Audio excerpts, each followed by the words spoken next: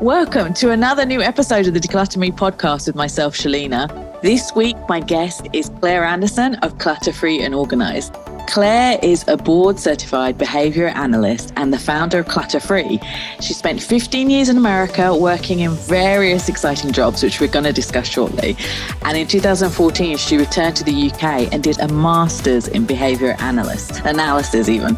Now, in addition to being a professional declutterer, she is a behaviour analysis specialising in ASD and Autism. So welcome, Clare, to the Declutter Me podcast. Hi, Shalina. Thank you so much for having me. You're welcome. So this is so exciting. So, we've talked recently because I had a client with ASD, and then when we started talking, I was like, we need to chat more with this, and I'm sure it's going to help lots of people. But you have such a diverse background. So tell me first, what were you doing before you became an organiser? I started off in hospitality. I worked in London for a couple of years in restaurant management. And then I moved to the States and went into yachting, which is like restaurant management, but very, very luxurious, very, very, 6-star, if you will. And I did that for a really, really long time. So I started off as a stewardess and then became a purser, which is a bit like running a hotel, but it's a floating, very fancy hotel. Yeah. So I worked all over the world, and the guys I worked for had very big estates, and I ended up working land-based as well for a short period of time. And it was great. It was really, really good. I did that until 2011 when my son was born. Really difficult job to do with a child. So I left and came back to the UK. Oh, wow.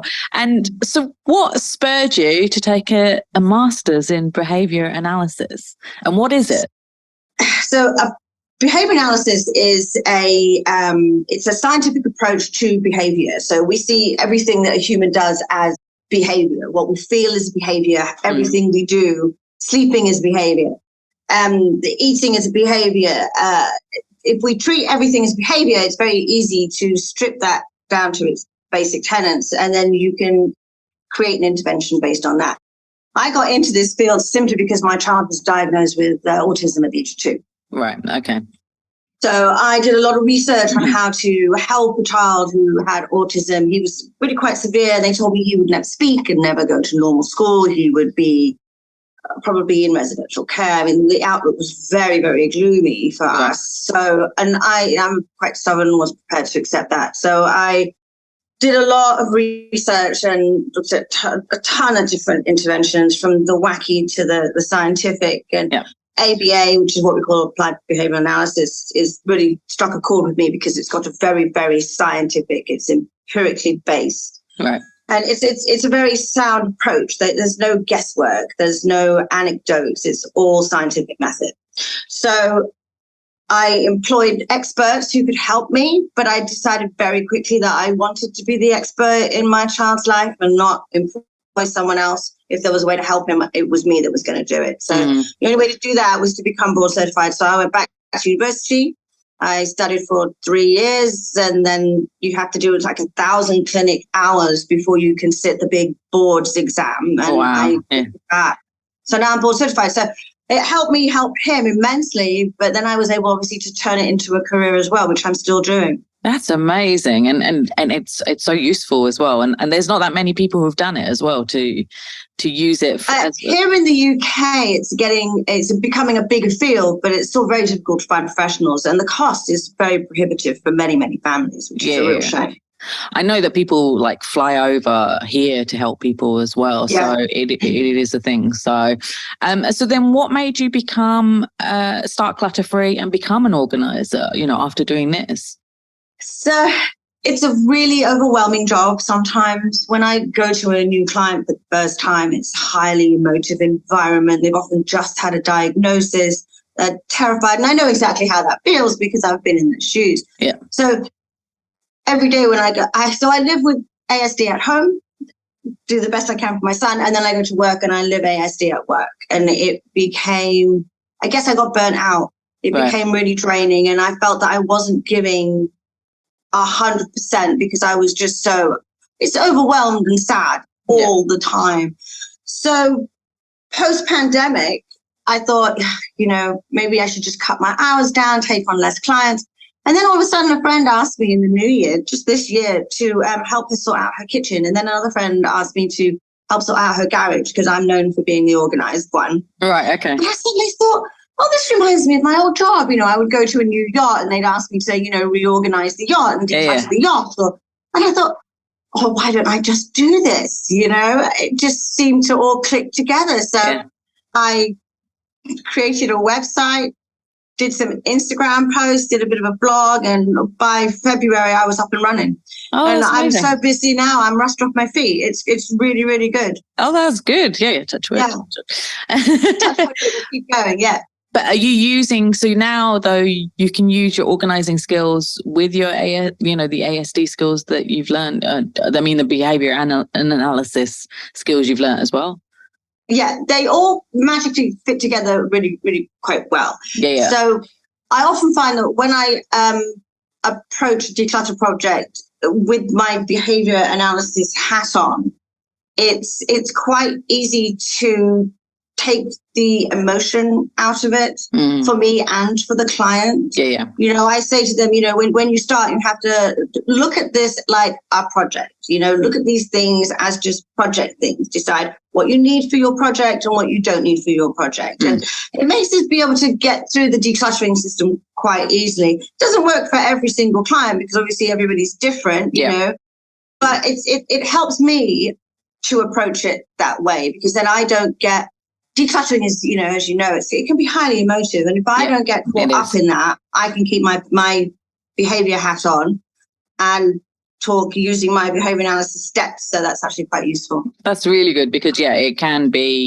it is very emotionally tiring. And I say it to clients, they're going to be mentally tired and physically tired. Yeah. And sometimes with certain clients, it can be emotionally draining for me as well. So, I need to watch a lot of real housewives to just sort of decompose. I was going to say, have you seen Below Deck as well? Have you seen that? Oh, I have. I'm not a fan. I wonder why. Our crew was actually approached about 14 years ago if we wanted to actually be part of that project. When it first started, there was a lot of buzz about it. And the owner of our boat said if we even spoke to the producers, we'd all be fired. So, that's not... That was good. Yeah, and every single colleague of mine on other boats, all our friends, they were all told the same. You do not talk to the producers. They weren't allowed on the docks. They were refused entry into most marinas. Oh, really? So so the kind of people that you see when you watch Below Decks, it's not really indicative of what's going on in the industry, shall we say? I can imagine, It's a bit like the Love Island of yachting. It's not. I don't think any of those people will probably get a job on another yacht. No, I'm sure they won't. So anyway, let's get away from real life TV. Well, semi-real life. So I wanted to talk to you about ASD because of, your experience and because we've been chatting. And there's so much we can talk about, but let's talk about children and the experience you have in relation to decluttering and organising them. So what is a typical age of diagnosis and the struggles that you see when working with families who have got diagnosed children with ASD? So diagnosis can happen anytime from sort of 2 onwards. And depending on where you are in the world or in the country, in the UK, the diagnosis system is different. Right. So here where I live, it's a multifaceted approach. It takes people from education, psychology, pediatricians, health visitors. All of those people have to submit their own reports as well with a parent report. Put those all together, it goes to a review panel. They review it twice. This can take up to 2 years. And since the pandemic, the waiting list is even longer. And then you will probably, if it gets that far, you're probably going to get a diagnosis, because they will tell you where I am if they think that there's actually something else going on. Right. Before the pandemic, it was quite easy to get a diagnosis, and now it's incredibly difficult. The age is quite dependent on how the ASD presents. A big factor of ASD is that you have a child with a massive speech delay. But my child didn't speak at all until he was almost at school. Not at all. We had to teach every single word to him. Right. When you get a 2.5-year-old that's not speaking any words whatsoever, a diagnosis is really quite straightforward, because that's such a massive indicator. But when you get a child who has very high verbal skills and very high cognitive skills, that diagnosis might not happen until they're in their teens, because the ASD has been there all the time, but it's not really visible until they start to struggle in more advanced social settings. So when you have a child who's diagnosed much, much later, the intervention process can actually be more difficult, not less difficult, because they've had so many years of not getting any help. And they start to hide what they feel is autism because they recognize that they are different to other children. So it presents a lot of challenges, no matter how. When you first find out that your child's autistic, your goal is to have them speak. You want them to be able to speak, and you think that all the problems will go away once that happens. And unfortunately, that is not the case. There's a lot of other things going on. So the range of difficulties that I'm asked to help with are primarily speaking. Because children who are not able to communicate their needs have the most immense frustration, and that is demonstrated in tantrums and sensory meltdowns because they can't describe how they're feeling or what they want. So those are probably the big three. After that, I would say sleep problems, eating problems. They have lack of play skills, lack of social skills, lack of academic help, because if you've got a child who can't demonstrate skills through voice, they often get skipped over in school because they're assumed that they don't understand, whereas that's actually not the case at all. Often children who are unable to communicate with you and understand everything that's going on around them, they just can't demonstrate that. And they usually have amazing skills in certain field that they have to find out, isn't it? You know, like the creative or maths, you know. So I've heard the terms ASC and ASD. What is the difference? ASD is Autism Spectrum Disorder. That's the medical term. So whenever you look, if a parent looks at any records from a hospital or pediatrician, they're going to see ASD. So ASC is Autism Spectrum Condition. And that is more a term that is used by parents and organizations that are trying to be very inclusive, because just because you have autism doesn't actually mean you have a disorder. It is listed as disability, and which is actually not a bad thing, because it means because it's a disability that parents are often able to access funding and help that they wouldn't be able to otherwise. Exactly. But the language about autism can be really, really emotive. So we used to say autistic children, and now we're more likely to say child with autism. People used to say that the child suffered from autism, and that is now considered not the case, because it's not something that you just not like suffering from cancer. It's something that it's a lifelong condition that you can adapt to. So the language could be quite difficult. And then the other really tricky one is that it's very tempting often to talk about the child with autism versus the normal child. Which you can imagine when you're constantly as a parent being told that your child is not normal, that can be quite harsh. So we tend to use the word neurotypical and neurodiverse. Yes, I've heard those terms. And some parents really don't care about the language. They just want you to help their child as best as possible. Some parents are really, really strong about the kind of language. So as a declutterer going into one of these families, I would suggest that you sit down and say, what are the terms that you want me to use and don't want me to use, just so I don't cause offense? And most families, you know, they've lived with this for a while. They'll have a very frank conversation with you about the language they prefer. But I mean, I've had from experience, you know, parents that are told they're new into this. They've just got the diagnosis. They've been told to change the family home and create safe places. And I mean, I didn't know about the term, so this is good to know. But they're straight away thrown into it that you have to change the home, you have to create a play area, a sensory area. So what is the best way to start the journey? Because it's a minefield for them, you know, as well as dealing with the fact that, you know, they've had this diagnosis, you know, given to them as well. So there's often this generic guide about autism that a lot of professionals think it's a one-fit-all situation. Autism is a spectrum. So what is true for my child with autism is very different from some of his friends with autism. You know, it's some adults you would never know that they had autism. It's very much a hidden disability. In other adults, it's very obvious that they need help. So it has to be approached on a very individual level. There's no cookie cutter solutions to this. So if a family is told you need to make safe places, you need to make a sensory room, you need to do this, you need to do this, that might not be the case for that particular family. And if they go in and make all those changes, they can create more trauma than is already there, because change is hard for any child. Yeah. So I would say any changes need to be made slowly.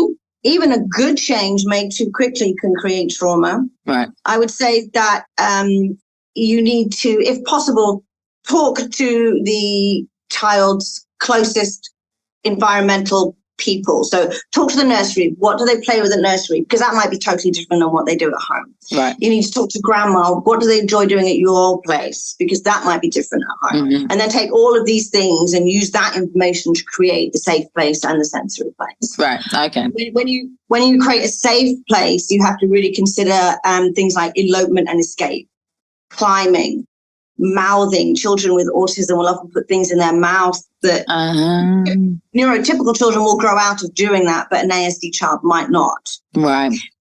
And self-harm also, is it can be not self-harm in the way we talk about it as a trauma response for a neurotypical person, but many severely autistic children don't recognize pain the way we do, and they don't display the way they feel pain the way we do. So they hurt themselves with things accidentally, but not actually have the understanding of pain to tell you they are injured. So you have to be careful about what's in your safe place and in your sensory room. Oh, wow. I just didn't even think of that. There's a lot going on, isn't there? Yeah. But as you said, it's a spectrum. So, I mean, I've dealt with people on the spectrum, and I even had a client recently who was 30 and just been diagnosed. So, and it's different for everyone. So it's difficult to navigate that. So just in terms of the sensory rooms, the big thing about that is that we often think of sensory as lights and flashing things and spinning things, but one person's sensory wonderland can be another person's sensory torture chamber. So you really have to design a sensory room based on what the kid needs. You can't assume that because they are on the spectrum that flashy light up things are pleasant. Yeah. I've come across kids that fidget spinner is basically like juggling knives. They couldn't think of anything worse. Really? Yeah, because a lot of them are being given. The kid. Yeah. I think that's a good thing to think about, because all of them recently I've seen they've got fidget spinners, and I was like, I thought this was out of fashion, but they're all using it. But as you said, it might not be the right thing for them, Yeah. So you talked to me about social stories, and I know talking to clients, they'd never heard of it as well. And this is one, then I researched after we talked to explain social stories, because it's so incredibly useful for parents and for the kids as well, isn't it? Social stories are great for any age, and they're actually really good for children that aren't on the spectrum as well, that are going into new environments. So the first social story I ever used for my child was a transition from one class in his nursery to the other. Right. And his nursery were incredibly well informed on ASD, and they actually helped me to put this into place. So they took real life pictures of the room he was in, and they did a short video of going into the room that he's now going to be in. And they took a picture of his coat place with his name above it, where his books would go, where he would eat lunch, a picture of where he would do painting, a picture of where his new playground was. And they put it into a little booklet. And we sat down and did it with him in the nursery. And then I did it with him at home once a day. And then leading up to him starting, we would take him and the little book into the nursery, and we'd show him the picture and then show him the real life thing. Oh, wow. That's amazing. And it worked really well. He was sort of familiar with it. It's like when you go to the website and you Google all the images you can about the hotel you're going to on your next vacation. Yeah. That's basically you creating your own social story. Yeah. Where are we going to eat dinner? What does the beach look like? Yeah. So, but these are becoming more and more popular. Airlines do them now for children who have never flown, or autistic adults who have never flown. Oh, and wow. They're really, really helpful. So a social story for decluttering could be pictures taken within the family home, showing what it would look like to take something and put it in a box and then take it to the car and then take it to the charity shop, or take it to the donation station, or give it away, or take it to the tip. So it would show every step of the process. and it would be just one item, I would say, not boxes full of stuff. Yeah. And then you'd have to explain very carefully that we're only going to get rid of the things we don't need. So you show a picture of a toy that we don't play with anymore, and you could put a line through it or something, or you could fold it to show that that's gone. Then you'd put that picture in the box, and then you show the box going. And then the next social story could be the actual object in the box. Right. And then going to. And you'd practice that until you felt you had a sense that the child understood what that meant. And then you'd do it with the real thing. Wow, that's amazing. Because I mean, I was working with that client, and we discussed it. You said some children are happy to be involved, but a lot of children are not. And I mean, I know working with children that some just have to be away. It's painful for them to be there because they want to go through the toys again, or they're just noisy. Whereas this child wanted to be involved, which was surprising even for me. Yeah. And it was an amazing session, because then I became her Auntie Shalina. I've got another little niece now, because she just wanted to be by my side, and we went through everything together. And I explaining to people that we're giving it to poor people, to people who are less fortunate than them. And she loved that story, that and I mean, it's reality, not even a story, that we're just going to give the toys to somebody who needs the toys more than her, and that she's got this amazing toys. And her room was going to get changed as well, because it was very old, and the parents wanted to change it up as well. But what is your thoughts, with the transition, I suppose, of decluttering and organising in bedrooms with kids? That word transition is a huge word for people on the spectrum. Transition for someone on the spectrum is moving from one location to the other. And It can be them moving to the location. And we can be talking moving from, say, my table here to the sofa over there. That is a transition. We're not talking about going from house to house. It can be a very small step that is completely overwhelming. Right. So when you think that transition is not just someone moving, but an object moving, you would really have to practice with the child with a lot of patience to see where their tolerance lies. Right. Now, you can actually build that tolerance up in small steps, which I think is a really important thing to do, because being able to declutter and then organize your space is a life skill. It's not just something that I think people should do every couple of years when they get bored. It's something. It's an ongoing project. And if you can teach that to a child who is on the spectrum, you built a lifelong skill for them that they will need to keep helps them keep their sanity. Having a clear, uncluttered home is a really, really calming effect. So if a child is open to that process, that is fantastic. If they're not open to that process, then you need to teach it. Right. Okay. And the way you teach it is like with the social story, one item at a time. And then you do a room at a time or a cupboard at a time, just to show them that transition is manageable. Right. If you desperately need to declutter and you've got a child that can't tolerate it, what I would do is show them a before and after of a different home to show what it can look like before and after, and say, now we're going to do that here. Take the child out and then show them. The iPhones are great for this. Before they go back into the house, you can show them on the phone, what does the house look like now? Yeah. So that when they walk in, they're prepared for that. Yeah, so they don't have the shock. It makes that transition less stressful. Right, okay, yeah. I think that's a good thing to do, because, then it's too much for their heads, isn't it? That if they see their new room and it's just completely changed and everything's gone, they think everything's gone, even if it's organized properly into proper systems. So, this is amazing. So what are your top tips to get people started with decluttering and organizing, especially, when they've got kids with ASD? Definitely start small. I would suggest that if it's specifically the child's room you want to start with, have them pick a single drawer or a single little box. Children on the spectrum tend to collect really, really random things. I worked with a family a long time ago who are no longer my clients, so I can talk about them. But they had never decluttered, and they had a early teen who had kept every little bit of anything he'd ever been given in his life. So you couldn't even walk into his room. It was so decluttered, so cluttered, definitely needed help.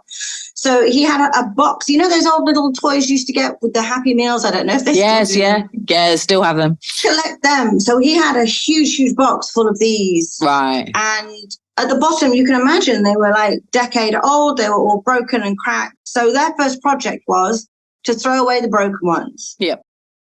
And what they found really quickly was that they spent like a week doing like 2 broken ones at a time. Right. And by the end of the week, this was a natural project for him. It was like, oh, let's do the box. Right. And by the end of the week, he was doing it without any prompting. He practiced it. He was doing it. And then he actually decided of his own will to go through and throw all the ones away that were blue. That's good. He decided that blue wasn't the color he wanted anymore, and then he decided that he didn't want the green ones, and so he was left with probably 50%. And he then picked out a shelf and arranged them all beautifully on his shelf, so they became like a collection. So now they're decluttered and he's organised them. He's organised them. That's amazing. And now they're worth a lot of money, most probably as well. So probably, That's amazing. So start small. Start with a project that the child definitely has an interest in. Right. I would say never do it without them knowing. Okay. Because children with ASD often fixate on things, and they won't necessarily demonstrate what they're fixated on until you've made the decision for them. Like they could have a box under the bed that's old and dusty. They might check that it's there every single day, but you don't know they're doing that. So if they come back and it's not there, that's a very traumatic thing. So it needs to be done with the child, and it definitely needs to be done in a very open and honest way. But again, it's a life skill, so it's worth putting the time in. And if they can be involved, then as you said, it will set them up for life. Possible. And I think that's the same for any kid, that if they can be involved in the process, it's always good. Sorry, my cat's decided to join. So this is a good time. Finally, tell me, how can people get in touch with you? What areas do you cover in the UK? You know, tell us everything, how to get in touch.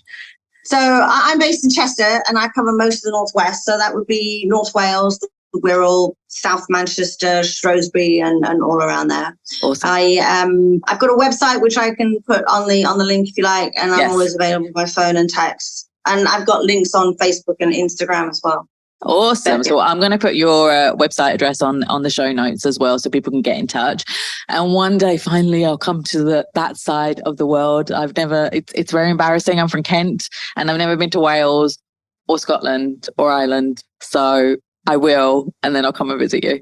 Fabulous. I'm so embarrassed. And bring a cat, he's cute.